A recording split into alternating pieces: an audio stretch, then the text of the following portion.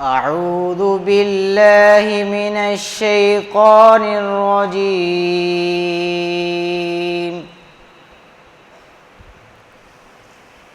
بسم الله الرحمن الرحيم.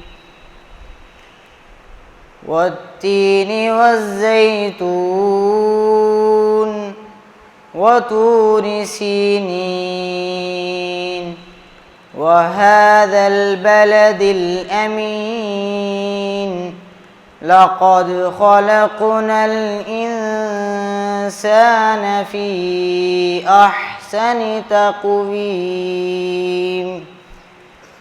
ثم رددناه أسفل سافلين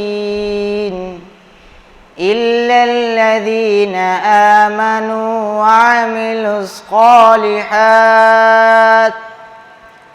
وعملوا الصالحات فلهم أجر غير ممنون.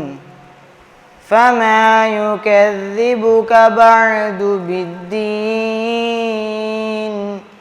أليس الله بأحكم الحاكمين. صدق الله العظيم.